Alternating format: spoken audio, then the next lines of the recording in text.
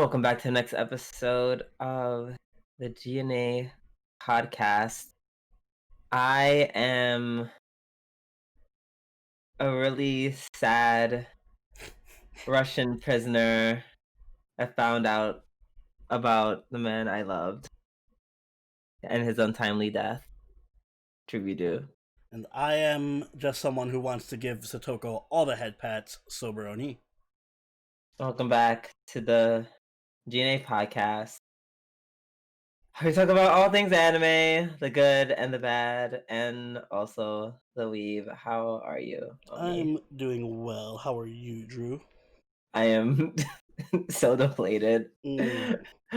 So, fun fact, guys, before we sat down to record this, I forgot to watch one anime, and then I watched that one anime, and yeah, I had to choke back a few tears and just shoulder on. We're here, and yeah, we're just gonna have a good old time. No, not crying. Anyways, let's get into our news segment. This week in anime, I'm just gonna go ahead and get mine out of the way really quick. Mm-hmm. Tennis champion Naomi Osaka stars in new manga. According to Anime News Network, Kodansha's shoujo magazine Nakayoshi, they just announced a new manga starring the 3-time Grand Slam singles champion Naomi Osaka, and it's going to release. It said it will launch in its February issue, which releases on December 28th. I don't know how that works. I'm like, February issue, December 28th. I mean, usually it's a month ahead, but I guess we can go 2 months ahead. I guess they said COVID, bitch. Yeah. This is actually the February 2020 issue. It's just so delayed. Yeah. The manga will be drawn by Futago Kamikita, which is the manga artist group best known for the manga adaptations of the Pretty Cure franchise. And it'll be overseen by Naomi's sister, Mari Osaka. So yes, it's gonna be overseen by yet another Black woman. Thank you, God. So we know they're gonna get it right. Cool. So super looking forward to that. Can't wait to. Well, no, I'm gonna keep it a buck. I probably won't read it, but I can't wait to hear about it. Exactly, I can't wait for it to come out and see the cover art. I can't wait for Twitter to post about it. Oh yeah, I can't wait for that. What the Black woman having anime? Oh yeah. Oh man. All right. In my news, I have 2 pieces of news, but I'm gonna hold one till next week, and Drew's gonna remind me because I want to talk about it more in depth. But in lighter news, there is a 2nd season of the Inspector anime, aka Kyoko Suidi. I forgot what it was called. Anyway, it's that detective anime with the girl that has 1 leg and 1 eye. Did I finish watching that anime? Did you? The last part kind of like 12, I think, 12 or 13. I am positive. Okay. The last arc dragged like really long, but it was a really good show, so I'm excited for the 2nd season. Was the last arc the Steel Beam girl? The girl who's like in real life, but she like her Steel Beam. Oh god, yeah, that was like half the series. Yeah, I hesitate to say arc because it was literally like 8 episodes of the 12 episode anime. Yeah, but arc, yeah, quote unquote. It's getting a 2nd season, which is dope. I enjoyed the 1st season. I thought that the characters were actually pretty unique and interesting, and it was a fresh take on the whole genre. So I'm looking forward to it. Same. I will also be looking forward to it. I also enjoyed the series. Yeah. And you said remind you of something else from 2 weeks from now? Next time we do the podcast, there's another piece of news I want to go over. I don't want to do it now only because I feel like it's going to launch into a whole segment that we'd probably do as a filler arc. All right, let me just write it down here before I forget. I'm just gonna call Oni's surprise. Yes. The Oni surprise. 2 weeks from now, ish. All right, so that has been duly noted. Can't wait to talk about it and discuss. But let's get into these weekly reviews. Let's start off with. I have to refresh. Okay, let's start off with, of course, is my episode of the week, despite it making me cry. Golden Kamui, season 3, episode 9. So you like this episode?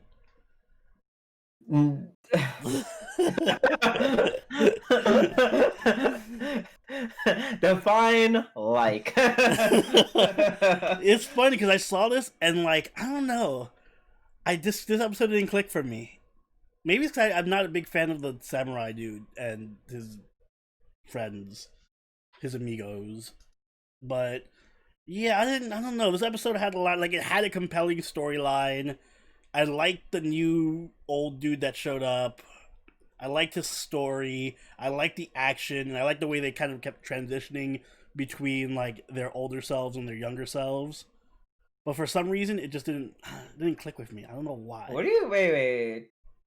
The new old guy. Wait, did you watch the right episode? Did I? Episode 9, Golden Kamui, season 3. Yes. Episode 8. 9 was last. Oh, because the new episode came out today. Beep.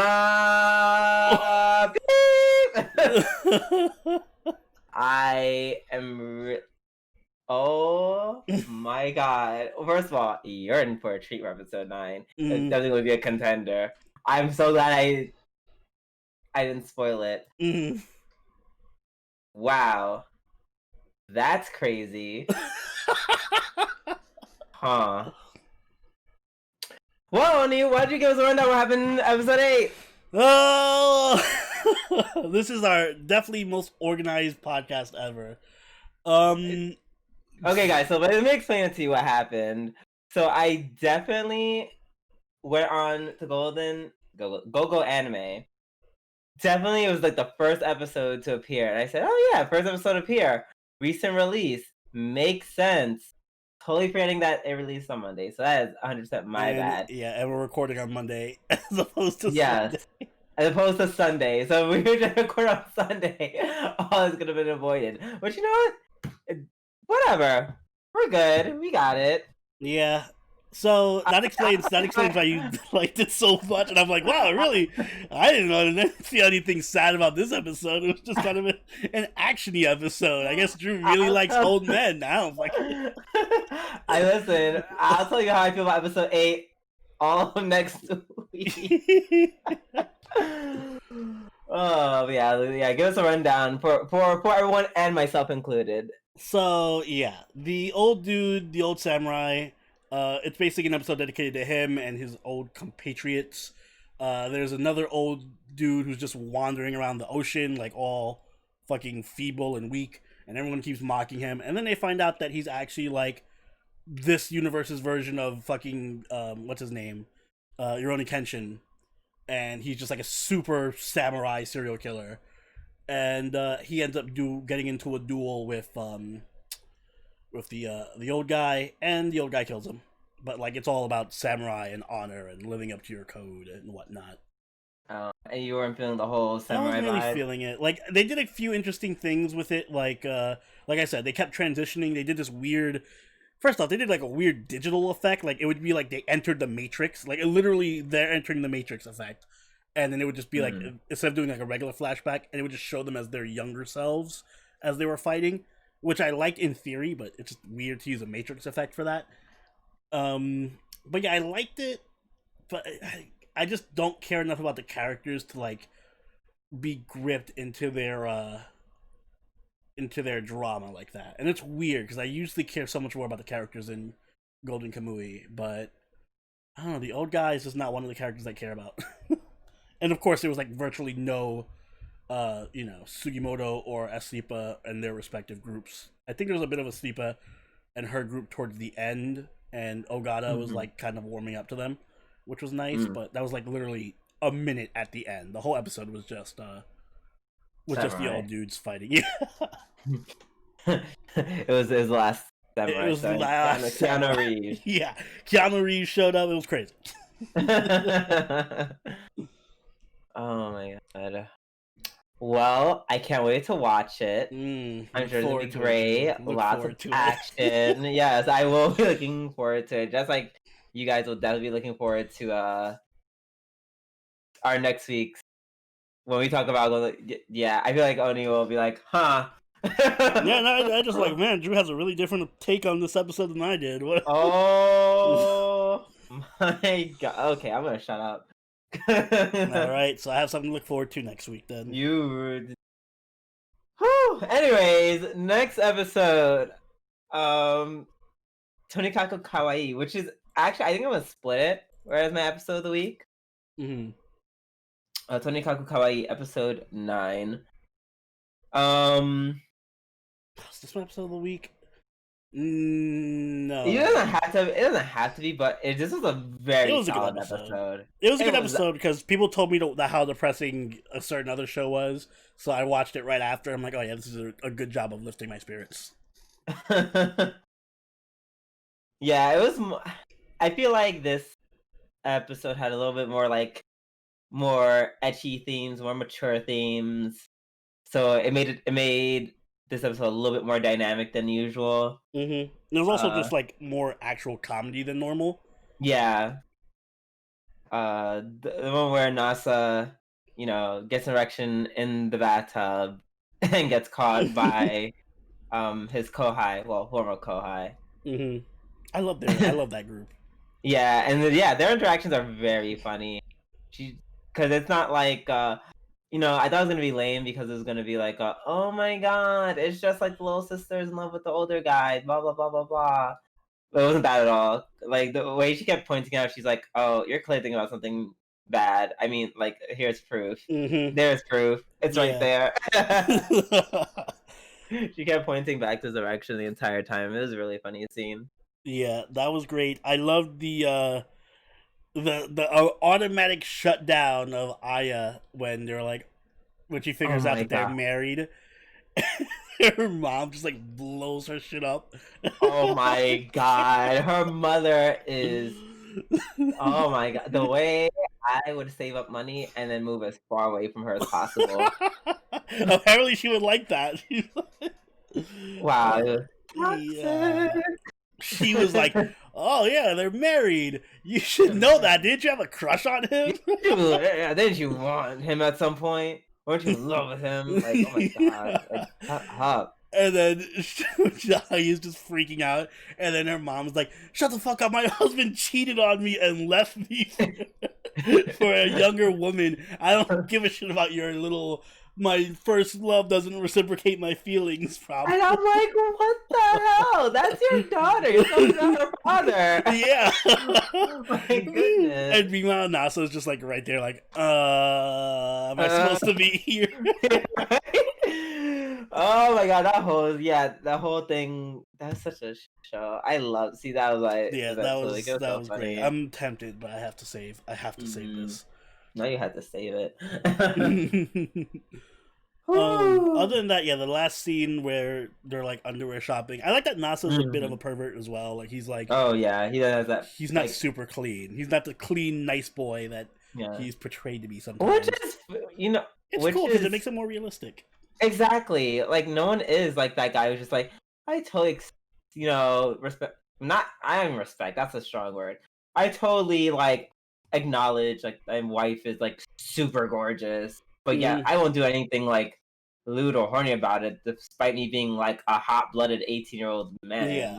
He's not the typical romance protagonist who's just has no sex drive or libido at all, and is I will be chaste and not fall for any temptations. Yeah, and then on the other hand, he isn't a slimy MC who's oh my god, I want to drink your bathwater or something like that. I like that it's a good, healthy mix of in between.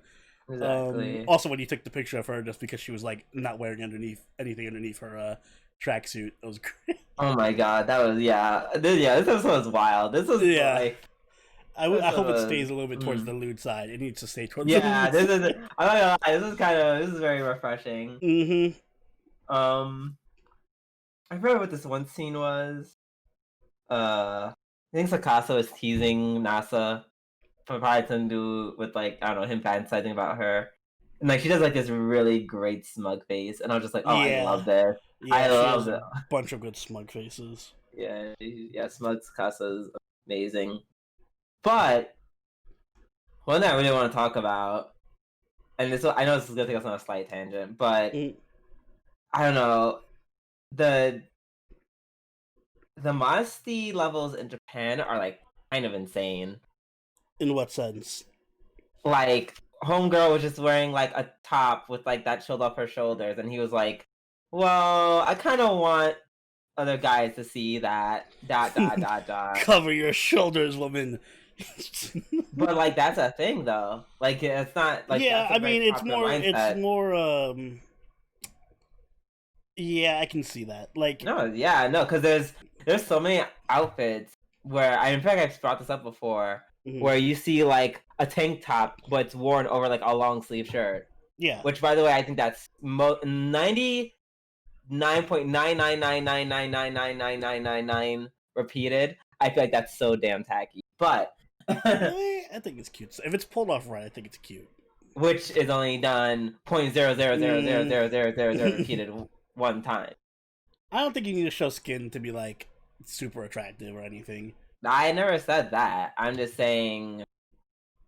I'm like, girl, if you want to wear the top, but you feel like you have to put like a long sleeve over it, just wear the long sleeve. At that point. Well, now you're not. You see, you're going for practicality over fashion at that point. No, it's not fashionable or practical. It's neither. It doesn't look good to me most of the time. Like, okay, maybe 99 is like a bitch. It's like that's a stretch. Look up pics of women wearing sweaters.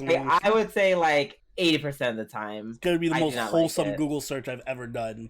It's good. Women with sweaters and long sleeve shirts. Right? Google's gonna be like, "Are you sure you don't mean?" It's gonna autocorrect. Like, nah, based on your previous, based on your previous search history, we think you.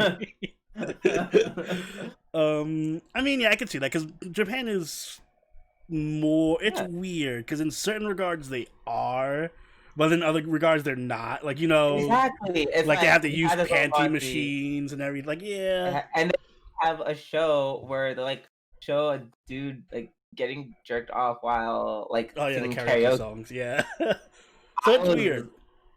Yeah, I watched that show for like 3 minutes, and I was just like, I don't get it. I don't get it. Although the women that they bring on are very beautiful. Well, I mean, I feel like that's you have to do that. You show up jerking someone off. Also, I'm pretty sure like they're almost all of them are porn stars. Oh, that doesn't surprise me. Yeah, like I saw there was a video I saw that had like Japan has like a porn star bar where like porn actresses go and like bartend and stuff and do strip shows. So that's another regard in which, amazing. Yeah, that's another thing in which Japan is more sexually free, yet somehow they think that not showing or showing too much shoulder is too lewd.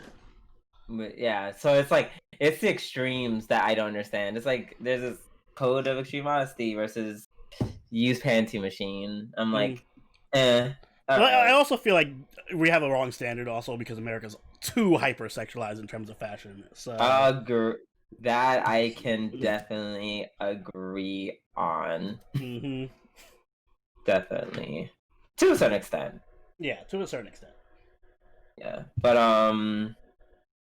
yeah. That's whole tangent aside. Really enjoy this anime. Yeah. It's a good episode. You have anything to add? Nope, very good episode. Okay, great. Let us move on to DanMachi Season 3, Episode 9. Alright, Drew, what did you hate about this episode?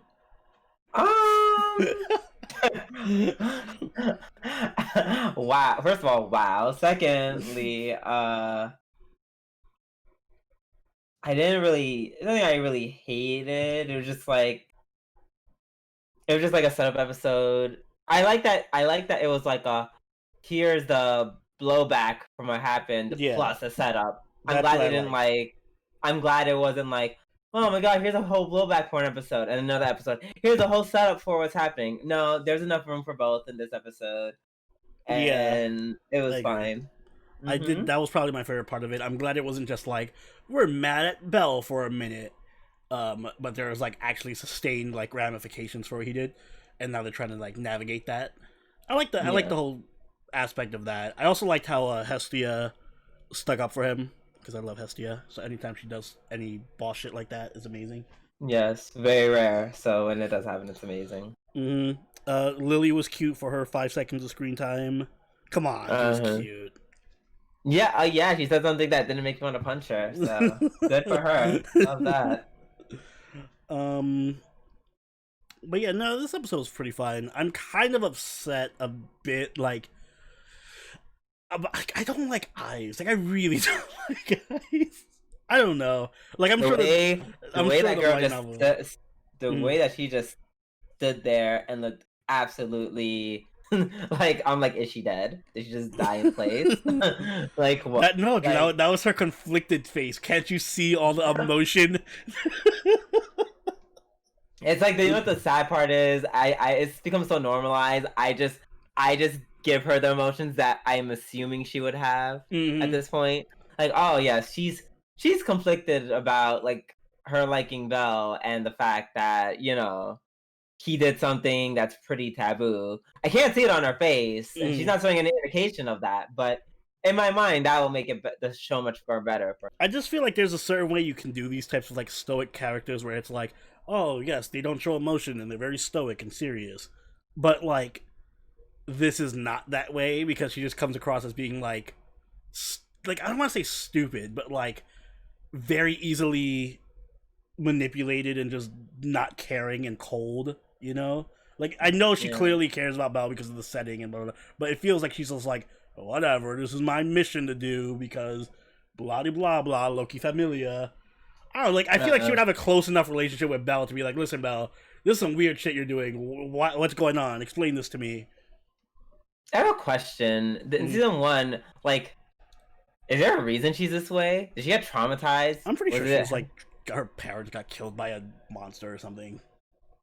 Oh, is that that's I think so. I forget what her backstory is. They did a bit of her backstory when we watched her spinoff. I totally. Isn't she like a fairy? Oh, I forget remember anything about Hai's backstory. Let me tell you, when an anime came on, I mean, like, it was cool because everyone else was fighting cool. But when it was about her, I was like, oh my god, anything to get me through this episode faster. I just need her to like show that she actually has some kind of motivation or care about anything in the world. Because at this point, I feel like it would be in character for her to just like kill Belle. Like when she was walking past Belle, I thought she was just gonna shank him or something. And just turn her, and not even like the cool way, or just like shank him and then turn around and be like, "Okay, Loki, I did it. Give me my head pat now. All right, back next to our next job now." Yeah,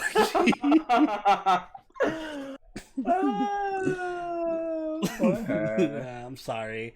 I really should probably read the light novels. I'll probably come out and be like, oh my god, Eyes is such a conflicted and beautiful character. I shouldn't have to read a light novel just to understand how she works. That should be a given. True. But yeah, that aside, I like the setup. I do hope that we do see some Loki Familia versus Hestia Familia action next week. Same. That would be cool. Even though I'm pretty sure they would all get blown out by like even one person from the Loki.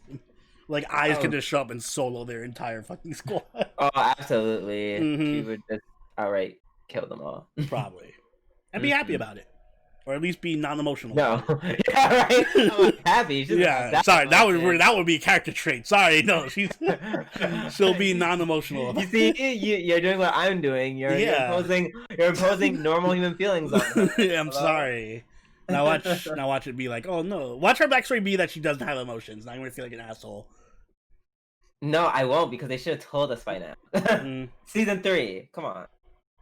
Either way, good episode. I'm looking forward to next week. Now let us move on to Kami-sama nii Natta Hi, episode 8, which is my episode of the week because tragedy.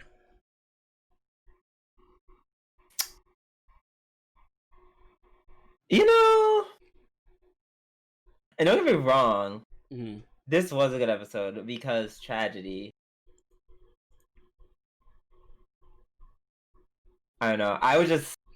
Is it bad that I was expecting worse? I mean, this feels like it's build up for worse. Like it's laying the groundwork for the what's about to come. What? It says it's only episode 8. Yeah, it's only episode 8. I feel like this is all gonna come like at once. Like episode 10 or 11 hits, we're gonna be dead. But yeah, no, Orion was right. Fuck that dude. He's a dick. I hope I hope this kid kills him. That showed up at his door. Oh, wait, you mean are you talking about Hina's dad? Yeah. Yeah. So I'm also conflicted like the dad. It's like I understand why he did it. But and my only objection is that excuse me. My only objection to that is, you know, he's traumatized by. I think he's traumatized by the idea that she can just get it again and then just die on him again, and then he's like, "Oh well, I just got really close." Okay, but how do you just abandon your daughter? Like, oh well, fuck it, time to move on when you life. Yeah. See, and that's the other part of confliction because that's. I mean, I don't know when your wife kills herself over your daughter who's also on the way out. Yeah, but like even that, but it's because I didn't see enough emotion from him. Like he literally was just like, "Fuck it, time to redo." He seems very like even seeing Hina, he was like, "Oh shit, Hina's alive." Okay, I'm over it. Like, like it just doesn't like. Yeah, he's so nonchalant about it, and he's just he's smug. Like I hate him being smug made it worse.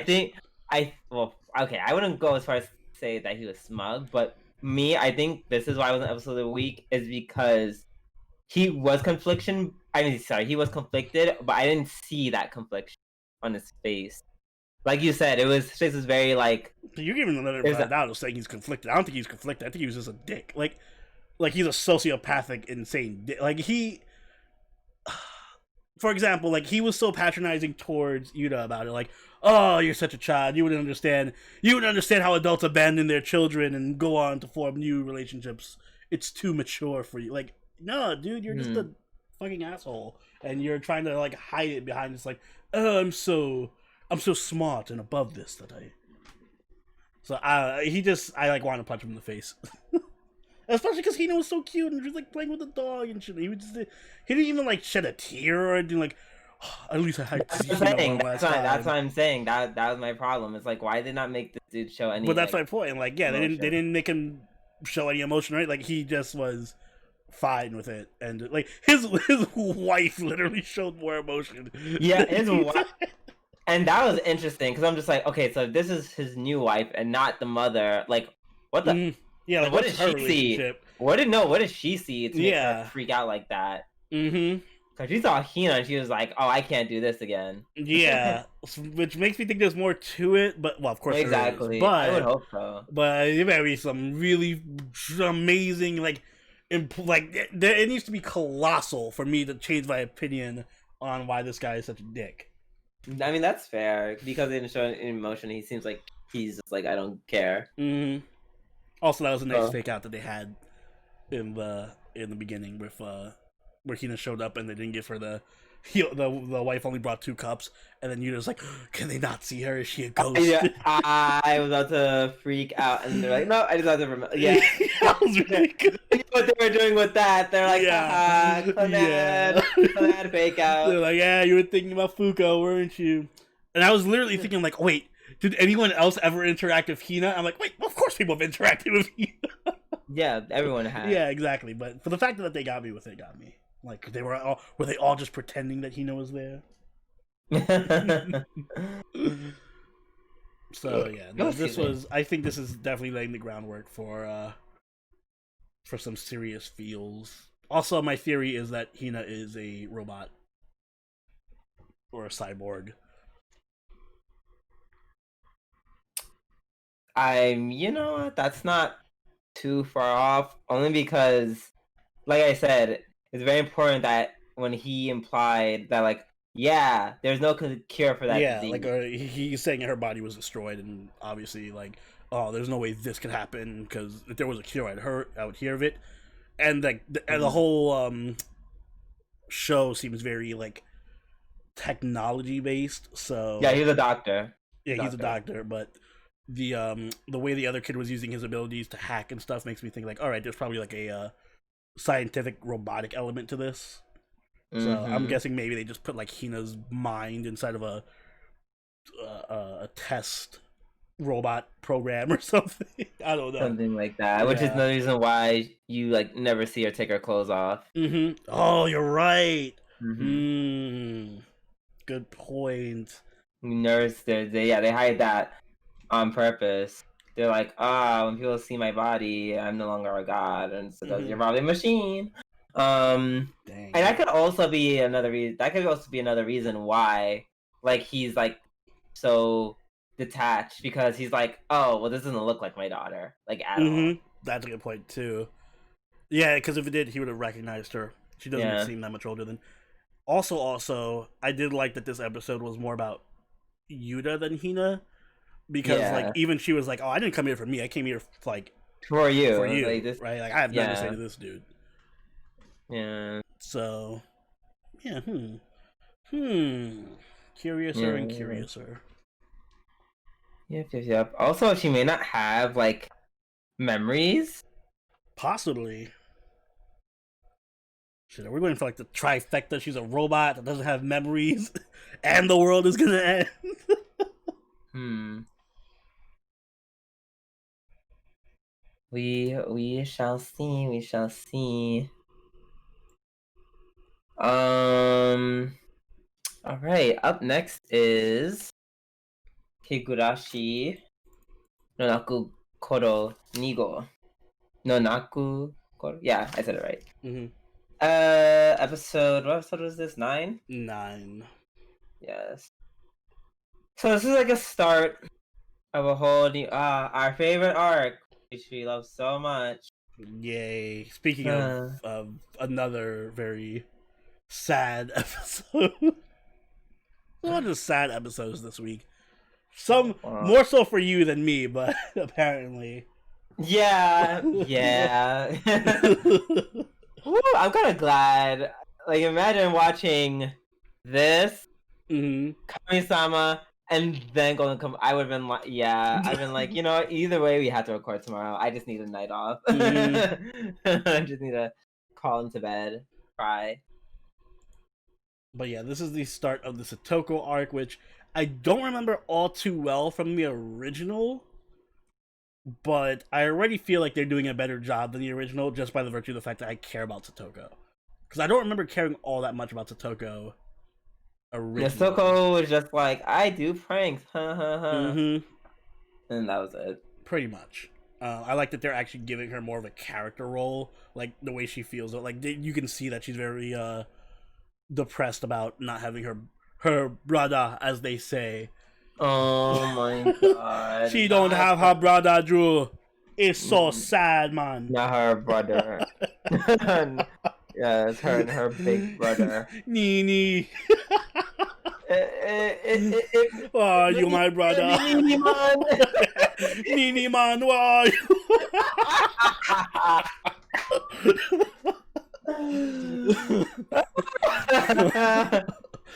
Oh man. Oh god. Yeah, now I'm just like, damn, Satoko's actually just Jamaican now. She is. That's a twist. That's a plot twist from the original. Yeah, guys. Yeah. Her brother went back to Jamaica. That's yeah. He left Hinamizawa and back to the Isles, man. Oh my god. So bad. What happened? Hey, what happened to Satoshi? Am I going for God? Am I going back to Jamaica? Rotted my back foot, and I'm here alone with my uncle, Mr. Tippy. Okay, I'm not gonna say that word because my mom's close by and she'll cuss me out for using cuss words. But don't use Jamaican curse words. I don't know if YouTube censor would pick that up, but we don't want to try. We heard you said "umbo clot." Yeah, YouTube's registered this as a naughty word. Demonetized. Yeah. But yeah, no, seeing Satoko actually like care about all these people and her brother, and then even seeing like Keiichi kind of like be a substitute brother for her makes me like care so much more about their characters and feel that much worse about what's gonna happen. Yeah. Which I don't think is much of a shock. Yeah, but outside of that, this episode is just like most first episodes of the arc. It's just laying down the foundation. Yeah, but this one, unlike Mion's, it's gonna be a little bit sad, a little more sad. I do remember this being a violent arc too. I think there's more violence in this arc than there was in Mion's. Yeah, but this one isn't. This one isn't the dungeon one. No, that's If we ever get a second season or something. Yeah, season 2. Oh god, can you imagine that one? I don't have to. Unfortunately, I don't have to. Speaking of which, Shion appeared in this episode too, so that was great. Yeah, just for like a minute. Great. It was literally for like a second, but she's she's such a baddie. I'm here for it. Also, we met the pedophile dude, baseball manager. He showed up, baseball team owner or whatever he is. God, yeah, I forgot what that dude's name is. He was weird. EDA. Yeah. Yeah, that was very. I'm sure. I'm like, does he like? Is he also part? Like, I can't tell if he's a good guy or not. I think he is. I'm pretty sure he is. Yeah, he's just really creepy though. Like, who knows for this arc? Maybe he's worse than Tepe. Who knows? Let's hope not. Oh, also the part where Keiichi brings up the Hinamizawa curse, and then oh yeah, Reina's face immediately just falls, and then Mion's like, "Oh hey, Keiichi, let's go pick up manga by my place." He's like, "What? I ain't gonna make it. What are you talking about, Keiichi?" And he just see close on Mion's face, being like, "Bitch, let's go." She's about to get crazy. She's about to snap. It's funny that they actually acknowledge when the other ones are like doing something not normal, but they don't. They never bother to like address like, hey, that's kind of really weird, that thing you do where you just like become despondent and get a shadow over your face and become crazy for a minute or two randomly. Yeah, that's pretty weird. It's like, Keiichi, you're not gonna bring up to anyone that Reina's eyes glowed blood red. Yeah. And her eyes changed. Yeah, her voice changed and her eyes became demonic or anything. No, not really? Okay. No, okay, cool. Or that Rika's voice changed.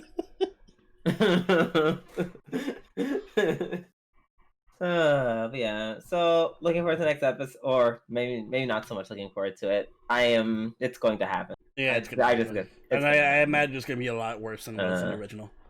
Yeah. All right, let's move on to Strike Witches Road to Berlin, episode 8. Let's see what happened. This episode. Oh, it was like more cute lesbian things. Yeah. How do you feel about Sanya? Like they're still really it's really cute. Not as entertaining as the first pair. I feel like the first pair is my favorite. Yeah. I kind of don't they're cute, but this is probably one of my least favorite pairs. Is it my least favorite pair? I mean, I feel like there's only 3 pairs. There are. 3 or 4. But yeah, this is probably my least favorite.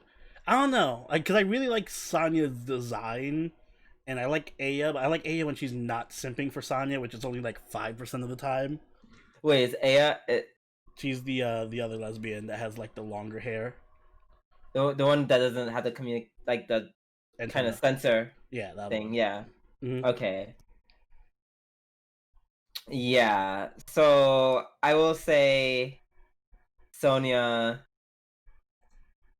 Yeah, she's a little bit more on the, we'll say, the subdued side. It's funny because this is the most personality she's ever showed in the show.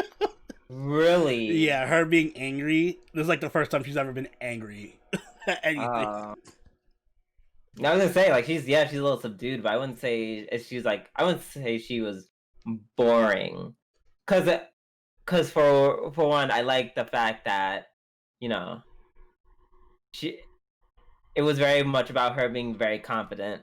Mm-hmm. And I like that. I like when, the girls was like, okay, well, you're not outspoken or crazy, but you, at the very least, you know what you're doing. So that makes me like her a lot more, as opposed to she was just like, oh, I'm subdued and quiet, and I'm also useless. I hate that. Yeah, good point. She's not useless. Also, she has a rocket launcher, so she's by definition not useless. Exactly. I still don't. I still stand by that, even if she like messed up, quote unquote. Mm-hmm. Yeah, I also thought that was pretty like, that's pretty when she didn't take Aya with her. I was like, oh yeah, that was kind of fucked up. I'm like, ooh, bitch. But she had a point. She did have a point. I can't be mad. You can't be mad. I'm just like, oh. So it's like, as a couple, it's like, yeah, they're not like the cutest one, but I actually like I like Sonya. Yeah, I also like the way the story is actually keeping on track, where it's like all leading up to them invading Berlin, and they have to keep doing like all these side quests around it, like, oh, we have to claim the harbor, oh, we have to clear the forest, oh, we have to, like, it feels like they're actually doing a military campaign. So exactly, it's not like they're just fucking around. Yeah, and I love how like the failure to like potentially, like, this episode had what's the word I'm looking for, at stake. This like like, if they couldn't clear the fog because they had to spend a year rebuilding the port, then they would have to lose 2 of their witches who would turn 20 and potentially lose their powers. So I'm like, oh, there's actual stakes in this episode. So it doesn't feel fillerish at all. Yeah, which again makes that one Purine episode with the flower really feel weird and out of place. But yeah, like really, it really does. It was. I mean, the only thing it did for like the long haul is like help Miyafuji. Yeah, Miyafuji. Start getting control over her magic. True. But yeah, good episode. Fine. Mm-hmm. Yeah, I think we did all the introductions to all the witches already, so now we're probably gonna move on with the main plot. Looking forward to that. Looking forward to Miyafuji just falling out of the sky like a million times. Yes. All right. So let us move on to our final anime of the night. Fire Force Season 2, Episode 22. My other episode of the week. Well, this is a pretty good episode, too. Cause Maki. Yeah, I'm glad. Yeah. I mean, I knew she would show up again. I was just waiting, so I'm like, alright, good, she's back. Yep. So the episode starts out with this actually pretty cool fight of Giovanni versus Arthur and Shinra. I know it's clearly your favorite villain. I hate him, but I gotta be honest, he's so creepy that I actually like it. Like I like how disturbingly creepy he is. Yeah, he's so like, and it's like first he was just like this kind of robot-ish thing, and now he's just like I'm half bug. Oof, when he got his head chopped off and he just like sprouted legs and like scurried away. Yeah, I know you love that. Yeah, I'm gonna see that in my nightmares. Great. Yeah. I love when he like goes all crazy when he realized, like, oh my god, I was able to do an Adola link. Oh yeah, he's flipping out, which also brings up the plot point that apparently, what's his name, Korono has an Adolo burst because he was able to yeah. Yeah, Conroe has Conroe. one because Shinra also had a link with him as well. It took me a good minute to remember who that was, but I was like, oh wait a second, it's the other dude. Yeah. Yeah. And then their plan, the what you calls it? Oh my god, I'm forgetting. No, I don't call them the evangelist plan to just like sink all of like New Tokyo. I'm like, wait, that's actually pretty terrifying and well thought out. Yeah, it's not just a silly little plan that they came out of nowhere with.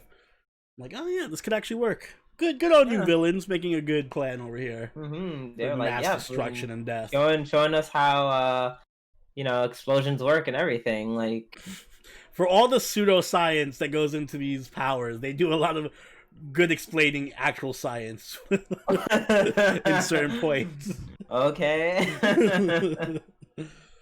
Oh yeah. Oh, and then when Maki returned, first of all, Maki returning, and then her brother just not keep going and going. I'm just like, shut up. Yeah. Shut up. Her brother. Oh my god. I'm like low key hoping that she die because I don't want to hear her voice. I don't understand the plot point that they did with Maki about her being like when he when he comes out and he's like, but you're a girl. I'm like, dude. Yeah, it was kind of. I'm not gonna lie, sending her away. It was kind of very lazy rationale. Yeah, like they literally were just like, cause she's a woman. She's like 10 times more ripped than you, and there's already a bunch of women in this universe who are like really fucking strong that are like captains. There's a captain who's a woman. What do you mean? Oh, you can't fight. You're a girl. Like what? Like, yeah, okay, and it's like that's such like a used like lazy trope in my opinion. Like, they did that with like in the Avatar with like Katara. But like that was 10 years ago. Yeah, it was 10 years ago. We're beyond that now. We've advanced as a society, guys. Yes, we advanced as a society. So I was that he was annoying, but he quickly was overshadowed by Maki. And then like that whole animation sequence where she's like focusing and trying to control the fire, like the whole that still shot with like this beautiful background behind her. Yeah, the visuals in Fire Force are just amazing. Like really, really top tier. You know what? For a second, I thought she's gonna redirect all the fire down onto like that one chick who's like controlling. Yo, imagine, and she's that obliterates her. That would have been just perfect. Yeah. That would have been my episode of the week too. Yeah, it was really good. Juggernaut is alive. Oh yeah, speaking of Giovanni getting his head chopped off, I did find like Arthur's that reasoning for that was a bit cheap. Oh, like cleared his mind and like... I cleared my mind so much because I'm so stupid. I just instantly teleported behind. I've just like given up to like Arthur's the joke character who just gets joke powers and stuff that they need to fix the situation. Yeah, I know. It's just a little. Sometimes I'm just like, I'm not really mad about it, but I'm just like, yeah, roll eyes. Yeah. Oh yeah, and then like the ending is like really funny where Maki's like, I got promotion, but it needs nothing, and then they all just I love that. That was actually my favorite scene. Like they're just all back chilling and like, my promotion is meaningless. Ha ha ha ha. And then Tamaki's like, are you guys okay with this? Are you really okay with this? Yeah. Great episode. Yes, can't wait for next one. Absolutely agreed. Now. Whew. All right. So. All right, let me break out the notes that I don't have. That you don't have. I mean, it's not too many. Not too many notes. Don't worry. So, this came out a few days ago. Twitch. Oh, I don't know if he's Twitch, but streamer Fedmeister. Mm. His documents have been leaked. That goes into deep details about all the drama with Pokimane explained. Yep. It goes. Oh, they talk about a lot of things. Basically, him saying, "Hey, I wasn't trying to get this girl fired. Actually, that was Pokimane." It shows about, excuse me, how they had a relationship, and not like like they weren't together, but they were just like a hop, skip, and a jump away. Mm-hmm. But yeah, there's like some text message screenshots. I haven't seen like the whole lot of them, but I saw enough for it to be like, woo, like it's spicy.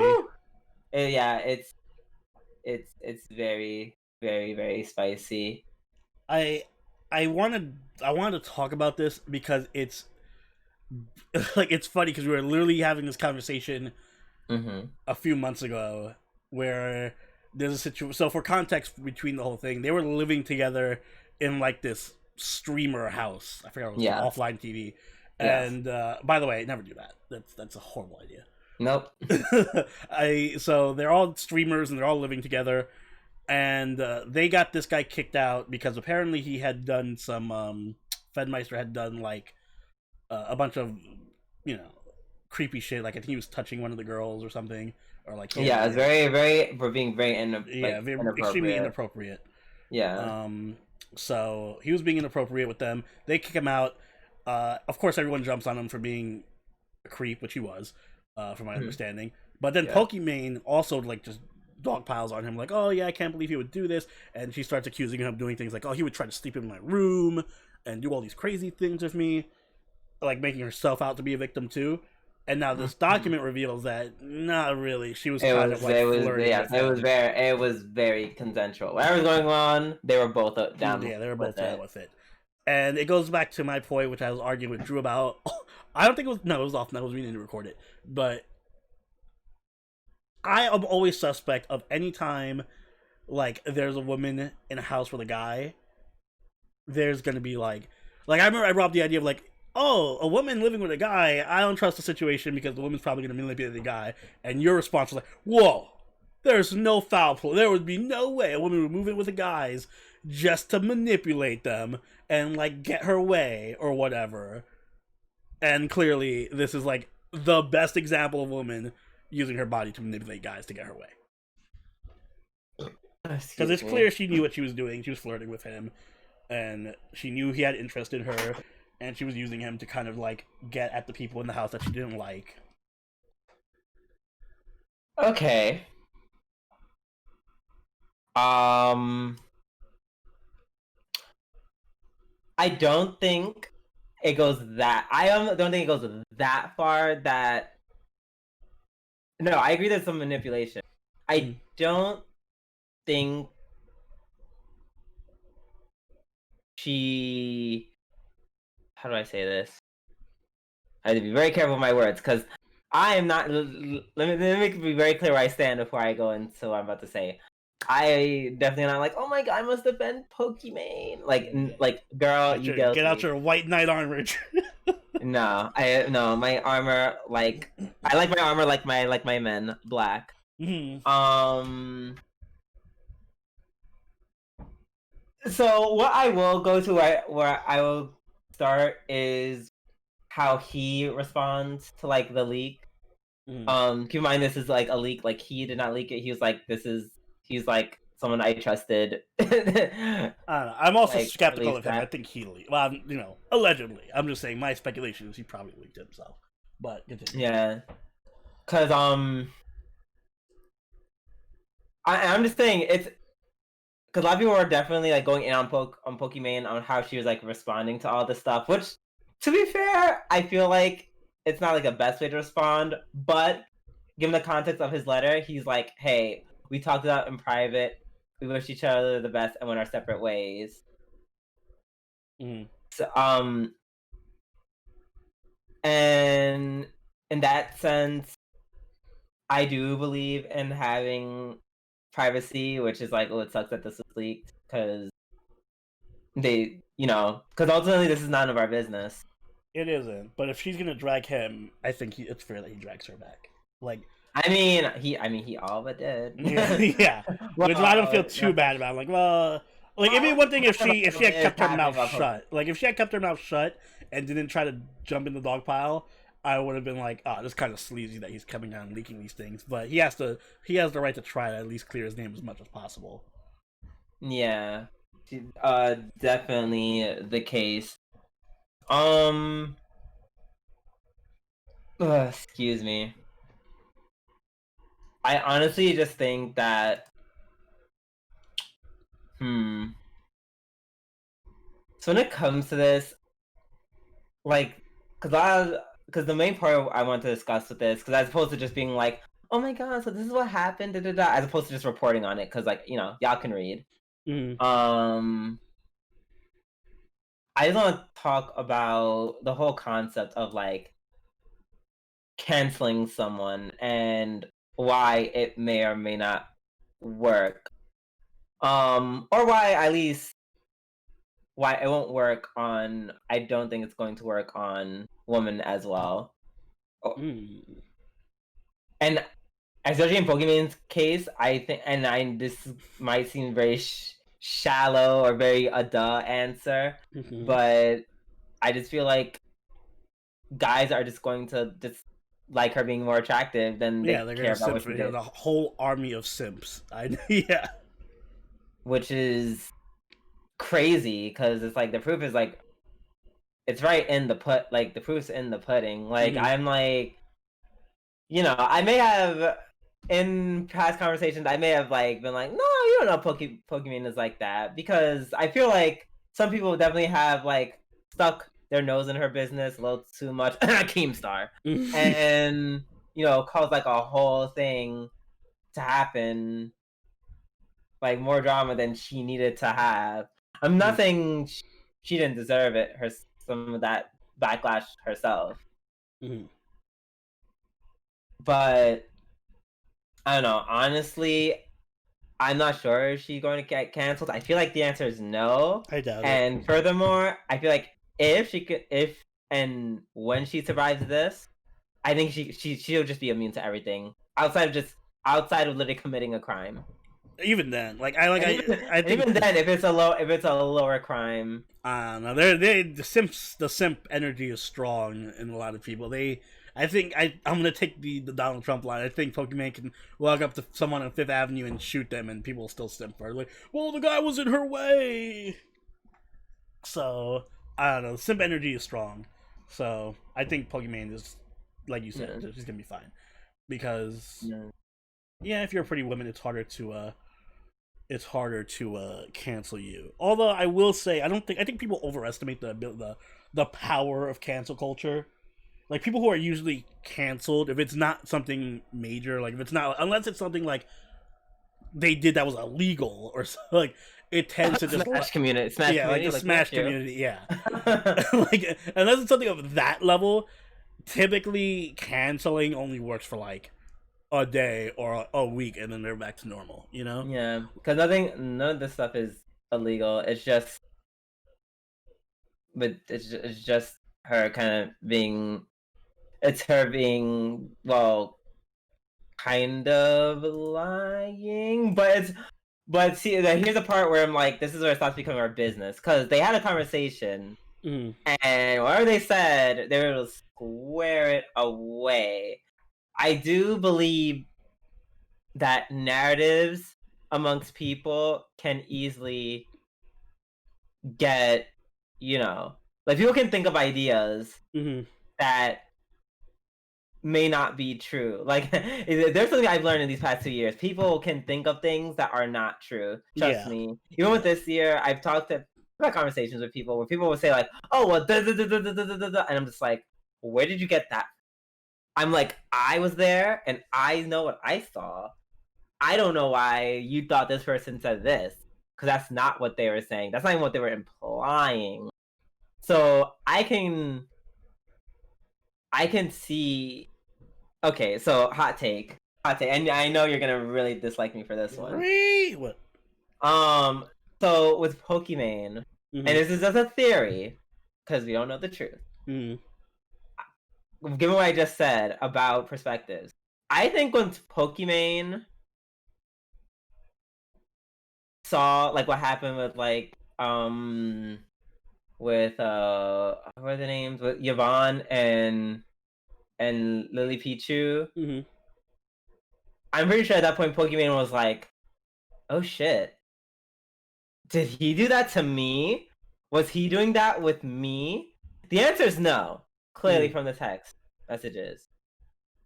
But I can definitely see how, you know, because I feel like this has happened before, where girls just like see what's happened to the woman and they're just like, oh, well, you know, he did that to them. Like, and clearly their texting was at some point became of a somewhat sexual nature. And then I'm like, oh, did he somehow trick me into doing all that stuff? The answer is no, but she's also like 20, like she's like 24. So no tea, no shade. I don't expect like the greatest of like personal insight from Pokimane. So yeah, so I'm just saying that could be a reason as to why she may have like interpreted as a, oh shit, he did some weird stuff with me too. That was also like, I think she honestly felt like that he was like, she was part of his harem and felt dirty about it and felt kind of used and just like, oh, fuck you too. And then that's why she turned on him. I can see that to an extent. Like I said, I'm not going to be here and be like, well, this dude, whatever, was totally right and Pokemon was using him. I think it's like there is a element of they were both in the wrong. But I do think that Pokimane is smart enough to know that she was leading him on a lot of the time.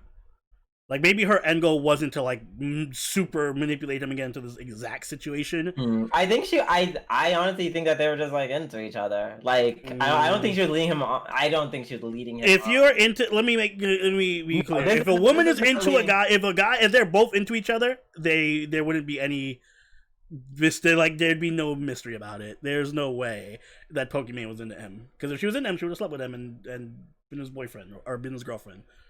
Like, there would be no. Why would there be any? Like, that, and by the way, that's a lesson to anyone watching and is interested. If a girl doesn't reciprocate your feelings after a certain amount of time, she's not interested in you, and she's just keeping you on a leash for. But here's the thing. Like, okay, so there's like, first of all, nowhere in any of these documents was he's like, "Hey, girl, I like you. Do you like me too? Let's date." That has never been established. Yeah, but you don't need to explicitly say something for it to like be obvious that somebody's. I feel like, especially as a woman, you will know when a guy is into you. Like, it's fairly obvious. As a guy, I can clearly see when. Okay, but if neither of them speak up upon it, like, are you, now you're making it like you're attributing like this weird elementary school naivete to both of them, where it's like, oh, they don't know because they never said it. I'm like, oh no. I'm saying they're aware. I'm just saying neither of them did anything about it. It's not like it was not this mere. I don't think it was this mere like, oh my god, I was just merely pining over her, and that's it. Like, I know it's like when a guy's pining over a woman that he has no chance with. That is not what I saw in those text messages. Trust me when I say I wouldn't say no chance. Trust me when I say woman would not like. Women would not be talking like that to a guy that they're not interested in. I mean, they would if they're just like using him for something. Well, okay. So question one. What would he be using? What would she be using him for? Just for an ally. Just to have, like I said, if you're gonna be in that type of environment in that house where it's like Okay, super. you can have allies without achieving like high, crazy amounts of sexual tension. Yeah, it's a lot easier if you do. like I said, your body is a weapon just like anything else. Like women have done this constantly. Women do this throughout history. They use their body to gain favor with guys, and like it's a very strong weapon and provoker of men. I feel like you really underestimate how horny straight guys are and how crazy dudes would get for a woman. Like I don't know how to explain it without being any more explicit for YouTube's sake. But like, all right, let's put it this way: if I lived in a house with like 3 other dudes and 1 woman, 65% of the day would probably be us thinking about how we can get into our pants. Just keeping it real, and that's like that for like 90% of straight guys. So, and I'm fully aware that most women know this, especially if they're in said house with said dudes, and they will use that to their advantage in little ways. I don't think like if you know someone is into you, you're gonna use it to your advantage. Absolutely not, because I don't do that. I don't do that. Period. I know I've had experience with lots of women. I'm not saying every woman does or whatever, but I feel like there's definitely a dynamic at play where it's like women have an upper hand in that environment, and they will use it to their advantage. Now, I'm not saying maliciously, like, yes, she's gonna get dirt on him. So, like, it's just little things, like, oh, he likes me, so he'll be nicer to me. Oh, he likes me. It's like a subconscious little. You know how we have like microaggressions? I feel like this is. Can we call this microeroticisms? like in little ways, in little ways, because he likes me, he will do things for me. Maybe he'll save me a slice of cheesecake and won't eat it because he knows I like cheese. Like those, I'm not saying she's gonna, manipulate him and turn him into like her army or something. But it's just if you know someone likes you, you're gonna take advantage of that in terms of, they're gonna give you the benefit of the doubt or work harder for you. Maybe he'll collab with her more if she knows that he likes him, etc., etc. It's just an advantage. But keep in mind, and this may be another reason why I didn't do anything. Either of them, because once again, they were both clearly. Well, he seemed to think that they were like a lot closer than they actually were. I'm like, okay, but if he's in his bed, if he's in her bed, they are literally sleeping together, cuddling together, doing this stuff together. It's like I feel like for whatever reason he didn't want to push it. For whatever reason, like he had his reasons as well. It wasn't just like, oh my god, stop, no stop. Like, you know what I'm saying? Like that's not at least what I read. I mean, like I said, I don't have the full context of it, and my guess is, like, I'm not defending him. My guess is he is just a horny bastard. Also, I will say, I think Pokimane is a businesswoman, and I think he's a businessman, and I think they both, to a certain degree, was like, us getting into a sexual relationship when we have a running streaming house together and company and all right money. Now they're also in their 20s living together, Drew. They're not super professional. I don't know, you're giving them a bunch of weird caveats. Like, they're just 24-year-old early 20-year-olds living together. Like I said, if me and a bunch of dudes were living together with a bunch of girls, there'd be a lot of sexual stuff going on, or at least attempting to be going on. I don't know. I feel like you're giving them a level of professionalism that is not. I'm just saying, if that's not true, no offense, but if that lots of drama going. It's not like they're CEOs of companies or some shit. If that wasn't the case, then it would turn to Sky William House Part 2. The Sky House Part 2, excuse me. What I think was going on is that Fed was trying to get in her pants. She knew he was trying to get in her pants, so she used it to her advantage. And that's it. Like, the same shit that always goes on. Because at the end of the day, they're young, and they're all living together, and they have no experience doing anything, so they're just doing the same thing any young people in their 20s would do living together.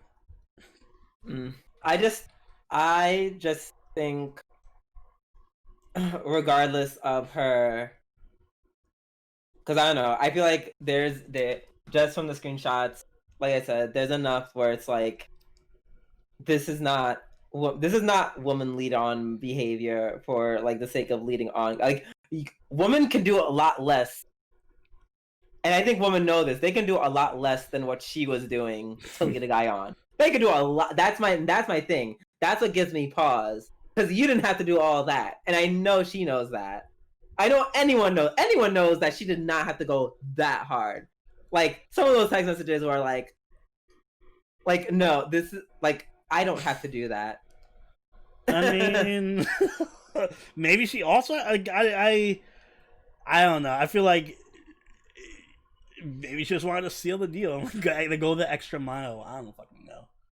Exactly. But see, exactly. That's or she also. It could also play. It's like humans are complicated. Maybe she also wanted to have somebody near her. Like, let me not be reductive. Let me not say what I was gonna say. But there are people who like emotional. Like, you can want someone there emotionally without wanting them. You know what I mean? Like, you want somebody to support you, but you don't care about who the person is as long as someone is there for you. So it could also be that element where she doesn't really care about him, but she just needs someone there to support her in the house. So I don't know.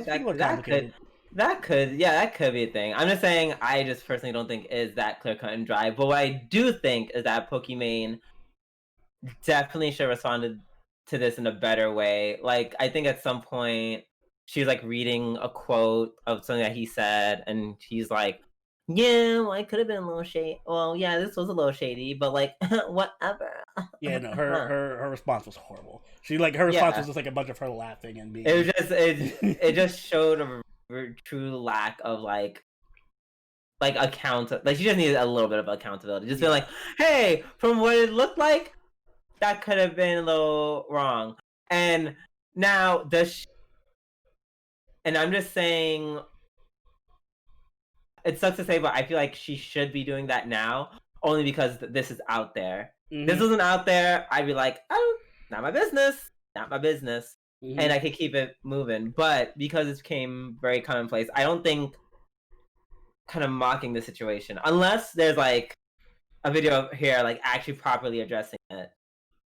Like her saying like, hey, yeah, we kind of moved on from this, blah, blah, blah, blah. I think she released a statement earlier, like today, but I didn't look at it. Oh my god, did she? Wait, hold on, let me look up. If she did, it's probably a long statement. Oh, don't worry, I won't be looking at it all day. Trust me. Trust me. Oh my god. I saw something on Twitter and I was like, I ain't reading all this. Okay, so she really, when did this drop? I don't think she posted this. Yeah, I don't think she posted anything. Oh, somebody else that posted it?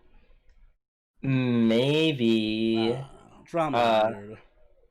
But yeah, so yeah, she didn't post. I don't think she posted since like the news broke, because I haven't really been seeing her. I haven't seen her speak on it at all. So yeah.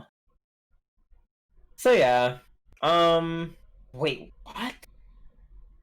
I just saw how many subscribers she has on YouTube. I was like, hello? Yeah, no simps. Got it. Jesus. All right. Power strong. So yeah. Moral of the story is there is always two sides. This story was released not because anyone wanted it to be, like, neither side wanted it to be. I mean, like, I'm not really a fan of how she reacted. I never really fucked with Pokimane to begin with, nor do I plan on it in the future. Really, not. Like, I mean, I guess, nah. Like, maybe. I won't say that. I won't say Pokimane was just gonna collab with us. If she came out of nowhere and said, "Hey, you want to do the stream with me?" Yeah, too late now. Now it'll never happen. Yes. Oh damn! No. Shit! Our chances were so good. Would you? What if she came out of nowhere and was like collab with me? Yes. Probably not, because I'm not familiar with her at all outside of this drama, which doesn't really paint her in a positive light, in my opinion. Yeah, but Oh, Drew's a Pokemon simp confirmed. Oh yeah, no, totally. I love women. All right, so I think that was a fun discussion. I'd collab with Lily Pichu though. Hit me up, Lily Pichu. Who's the simp now? Now, as I was trying to close the filler arc, that was very fun. Thank you for your insight, as always. It was really cool, really dope conversation. What do you guys think about it? Give us your 2 cents. I don't know. It was kind of. I'm not gonna lie. It was kind of fun to talk about drama. I was like, "Ooh, drama." Yeah, we're like a drama channel. Ooh. Oh my god, we're a drama channel now. Ooh.